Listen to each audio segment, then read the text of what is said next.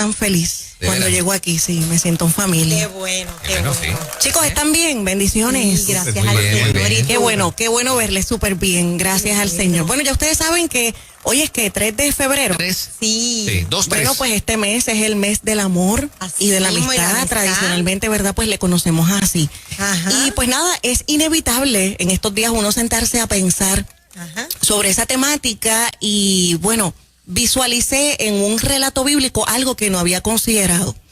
Y hoy quiero hablarles bajo el tema, en el amor no hay temor. Y resulta que en Mateo capítulo 14 del verso 22 en adelante se nos relata el hecho de que Jesús le ha pedido a sus discípulos que se suban a una barca y que vayan hasta el otro extremo, hasta la otra orilla.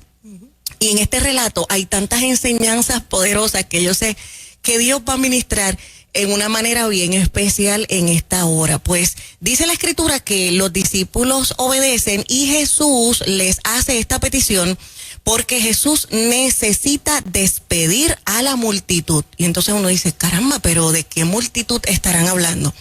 Pues en esos casos usted necesita leer más arriba para poder darse cuenta a qué nos referimos. Y dice la palabra que Jesucristo junto a sus discípulos acaba de efectuar este gran milagro de la alimentación de las 5,000 personas, sin contar las mujeres y los niños. Dice que aquella gente había estado con Jesucristo, Jesucristo tuvo compasión de aquella multitud, y ya caída la tarde, los discípulos se preocupan y dicen, mira, maestro, esto es un lugar desierto, este es un lugar solitario, esta gente no va a conseguir alimentos en el lugar, así que despídelos para que se vayan para su casa y coman por otro lado. Y Jesús les dice, denle de comer ustedes. Y usted pues conoce el relato, si no, después lo puede leer con calma en Mateo capítulo 14. Así que Jesús va a despedir a esta multitud. Y dice que luego de que despide la multitud, aprovecha el espacio para separarse un tiempo y orar ante la presencia de Dios. Y es interesante porque en los versos anteriores, cuando Jesucristo se topa con esta multitud que dice la Biblia que él tuvo compasión de ellos, él estaba también buscando un lugar donde apartarse.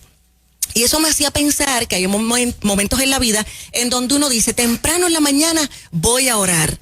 Pero de momento llegan las multitudes, llegan las situaciones, llegan los imprevistos, empieza el teléfono a sonar y usted se desanima.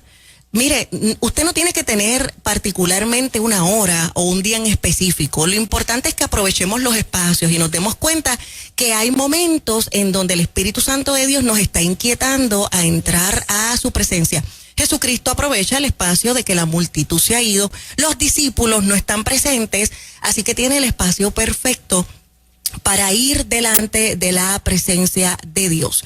Y dice que ya entrada la noche, Jesucristo quiere entonces encontrarse con sus discípulos, y este relato pues es sumamente llamativo porque dice que Jesús comienza a caminar sobre este lago, el lago de Genezaret o el mar de Galilea o el lago de Tiberíades, que es el mismo lugar. Jesús comienza a caminar y la Biblia nos da un dato sumamente importante, y es que ya cuando estaban los discípulos adentrados en el mar, se desató un fuerte viento que parecía que aquella embarcación, ¿verdad?, se iba a partir por el medio. Así que la Biblia dice que Jesús comienza a caminar sobre aquel lago, sobre aquel mar, la cuarta vigilia de la noche. Quiere decir que eran entre las 3 de la mañana y 6 de la mañana. Ese periodo en la madrugada es interesante porque tiene o contiene esa parte más oscura de la noche, pero también es cuando más cerca estamos del amanecer. Así que Jesucristo aparece en ese periodo tormentoso en donde los discípulos no saben qué va a ocurrir con sus vidas. Así que los discípulos, al ver a la distancia a Jesús, no logran identificarle bien y empiezan a dar voces de miedo y a gritar pensando que es un fantasma. Y esa parte es sumamente importante. Los fantasmas no existen. Y nosotros no podemos acusar a los discípulos por ser personas que en este momento estuvieron faltos de fe.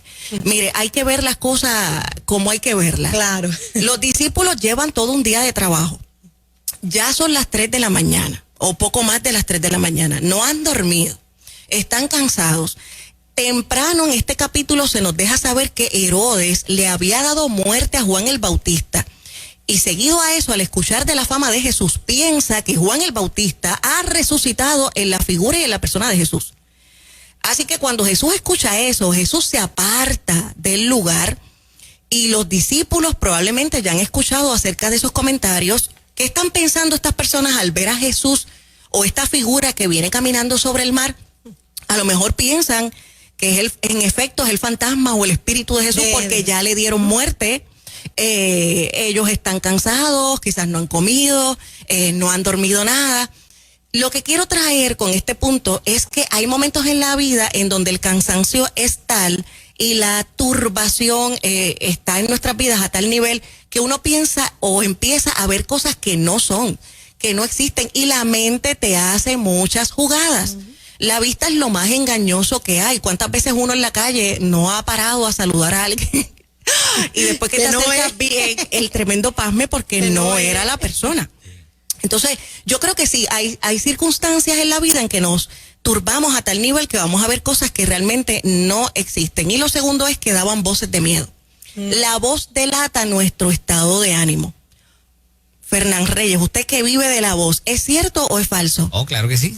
Puedes calquear, ¿verdad? Claro, sí, claro. Por ejemplo, si tienes que hacer algún anuncio, ¿no? Y tienes que proyectar miedo, pues hay que saber utilizar la voz. Así que ellos daban voces de miedo. Yo creo que cuando uno tiene temor, es difícil ocultarlo, inclusive aún en la voz. Seguido a eso, Jesús les da 3 palabras importantes a este grupo de personas que están atemorizados. El que sucediera este evento de vientos fuertes en el lago de Genesaret no era algo nuevo. Así que probablemente los comentaristas deducen que el temor no venía tanto por los vientos contrarios, sino por tener que ver a alguien caminando sobre el mar, el cansancio físico, a lo mejor la falta de alimento. Es un conjunto de situaciones lo que está ocurriendo allí. Pero Jesús da 3 palabras importantes. Jesús le dice a esta gente: tened ánimo, yo soy, no temáis. Tened ánimo, yo soy, no temáis. En la traducción lenguaje actual, ese tened ánimo realmente se traduce como cálmense. Y ese cálmense es importante. Yo no sé si a ustedes les ha pasado, pero de momento uno está en una discusión y a alguien se le ocurre decirle a uno: cálmate. Ay, ay, ay. Produce todo lo contrario. Ajá. Uno dice: porque no eres tú. Porque no eres tú. No me mandes a que me calme, uno le dice a la gente rápido. ¿Cómo que me calme? ¿Cómo que me calme? ¿Cómo que me calme? Pero siempre hay que ver en la manera en que se lo dicen a uno. Entonces yo me imagino que este cálmense de Jesucristo pues tenía la intención real de calmar. Y Jesucristo nos está pidiendo que tengamos calma en medio de las circunstancias que estamos viviendo, que tengamos ánimo. El ánimo cambia el panorama. Yo he tenido amistades, pacientes de cáncer que han durado por muchos años bajo tratamiento, y cuando uno les cuestiona cómo lo has logrado, pues te dicen que ese es el secreto, el ánimo. Levantarse todos los días como si no estuvieses enfermo. Levantarse todos los días sabiendo que es un día de bendición, que Dios tiene grandes planes, que Dios es poderoso, que Dios puede sanarnos. Pero si aún no nos sana, Él nos da bendiciones en medio de los valles de sombra, de muerte y de dolor, y nuestras vidas están seguras y cimentadas en Él. Lo segundo que Jesús dice es: yo soy. Y ese yo soy es poderoso. Porque el hecho de que alguien me invite a calmarme, pero que esa persona que me invita es Jesucristo, yo creo que eso da una paz tremenda. Y en última instancia Jesús le dice a esta gente: no teman. Y ustedes saben que Pedro era particularmente bien arriesgado. Seguido a eso, Pedro dice: bueno, pues si eres tú, permite que yo pueda ir caminando sobre el mar hacia ti. Y Jesús le invita a que se baje de la barca y que lo haga de esa manera. Y dice que en efecto Pedro comienza a caminar también, a experimentar ese mismo milagro que Jesús estaba experimentando y manifestando en aquel lugar. Y Pedro se baja de la barca, comienza a caminar, pero dice que viendo los fuertes vientos, la traducción lenguaje actual dice que sintiendo la fuerza del viento. Aquí nosotros estamos viendo que, ¿cómo decimos cuando tenemos esas sensaciones? Presentimientos, sensaciones. Cuando nosotros podemos ver, cuando nosotros podemos tocar, cuando nosotros podemos oler, cuando nosotros podemos comer, esas sensaciones producen en nosotros ciertas emociones. Okay. Y cuando la Biblia dice que él sintió esos fuertes vientos, ahí él comenzó a hundirse. Cuando nosotros ponemos la mirada en las circunstancias, cuando nosotros ponemos la mirada en las tormentas, claro que nos vamos a hundir. Eso es parte de nuestra naturaleza humana. Pero cuando nosotros tenemos esa capacidad de ver lo que más nadie está viendo, nosotros indudablemente vamos a ir por encima de la adversidad.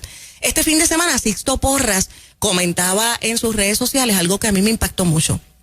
Él decía, con los sentidos usted discierne el mundo natural, pero con la fe usted puede ver inclusive lo que todavía no se ha manifestado.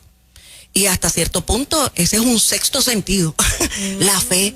Y yo decía, wow, cuántas cosas yo he podido ver en Dios sin que todavía sean manifestadas. Y yo creo que eso es glorioso. La gente que desarrolla en Dios la capacidad de ver lo que todavía no se ha manifestado, pero que tu espíritu sabe que se va a manifestar, que tu espíritu sabe que Dios va a obrar, que tu espíritu sabe que Dios va a hacer un milagro, y eso te llena de paz, eso te llena de fortaleza y de seguridad.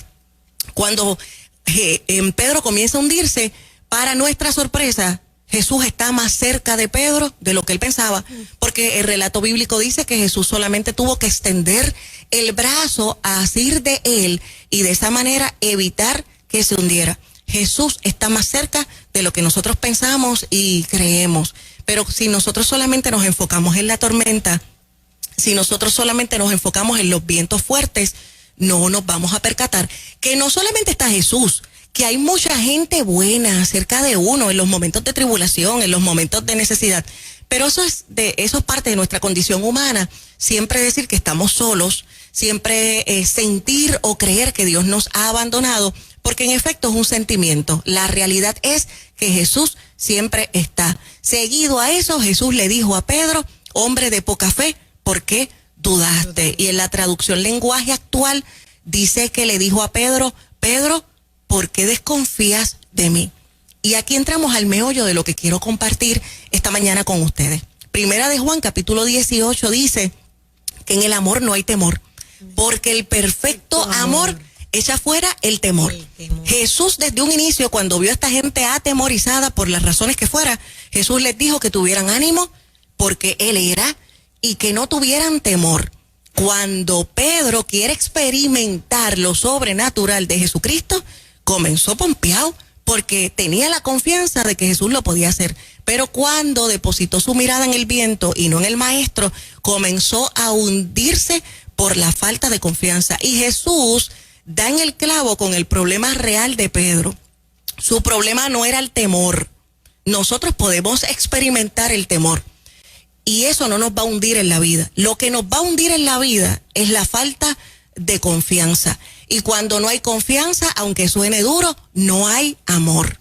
Nosotros nos estamos perdiendo de grandes experiencias en la vida porque no confiamos en la gente, porque nosotros estamos llenos de temor por las experiencias pasadas, por lo que otras personas nos hicieron. De hecho, hay un pensamiento que dice, nacimos con inocencia y amor, después aprendimos a desconfiar y a temer. Parece que va siendo hora de desaprender para volver al inicio. Nosotros confiábamos, nosotros amábamos, nosotros jugábamos con nuestros amigos, con nuestros vecinos, con nuestros hermanos sin estar pensando tanto en las consecuencias o si me iban a hacer daño. Pero ahora que tenemos más experiencia en la vida, nos hemos encerrado tanto y tanto en esta cárcel de las malas experiencias que no nos damos la oportunidad de confiar y de creer. Jesucristo nos está dando nuevas esperanzas y nuevas oportunidades en Él, pero si nosotros decidimos todo el tiempo mirar las circunstancias pasadas, si nosotros todo el tiempo decidimos seguir mirando los vientos fuertes y las tormentas de la vida, nos seguimos llenando de desconfianza, no vamos a experimentar a plenitud lo que es el amor. Fíjate, Moraima, que hay gente que a veces comienzan nuevas relaciones, sean de amistad o sean sentimentales, y dicen que aman, pero de momento en ciertas conversaciones sacan a relucir, no porque fulano me hizo, no porque yo tengo cierto temor, porque es que a mí me dijeron lo mismo que tú me estás diciendo y me pasó esto y esto otro. Entonces yo creo que no podemos vivir todo el tiempo en esa desconfianza. Oye, que las experiencias nos dan enseñanza y madurez, claro que sí, pero yo creo que no nos podemos perder la plenitud de amar confiadamente. Si usted tiene temor, si usted tiene desconfianza, realmente usted no ama a plenitud y usted no se está disfrutando plenamente las bendiciones y las nuevas oportunidades que Dios está dándole a usted. Fíjese que este relato termina diciéndonos que cuando Jesús y Pedro subieron a la barca, los vientos cesaron. Cuando confiamos, las tormentas se apagan. Porque a veces las tormentas, Moraima, están en nuestra mente. Amén. Están en nuestro espíritu. Sí, y hay gente buena que nos quiere amar, pero nosotros estábamos rechazando las nuevas oportunidades, sean sentimentales o sean de amor. Los vientos se calmaron cuando decidieron confiar, cuando se subieron a la barca. Y dice que los otros discípulos que vieron aquel escenario, porque nosotros acusaremos a Pedro de que tuvo falta de fe, pero por lo menos se atrevió a bajarse de la barca. Exacto. Gloria a Dios por la gente Siempre que se se le atreve. acusa de eso, de por qué tuvo miedo, por qué lo dudó si Jesús estaba ahí, pero fue el único que se Oye, atrevió. fue el único que Fue se el atrevió. único. Y fue una experiencia de aprendizaje para él y para todos. Ajá. Y aquellos discípulos, cuando ven que se aquietó el ambiente y que Jesús y Pedro estaban salvos dentro de la barca, se arrodillaron, adoraron y dijeron: verdaderamente tú eres el Hijo de Dios. Si no confiamos, no podemos amar. Si estamos llenos de temor, quiere decir que no hay confianza y por ende nunca vamos a experimentar a ese Dios poderoso, a ese Jesucristo, el Hijo del gran yo soy. Así que en esta mañana yo les propongo a todos ustedes que si verdaderamente usted dice que ama, usted debe echar fuera el temor, porque el perfecto amor echa fuera el temor. Nosotros decimos que la contraparte del amor es el odio y eso es mentira.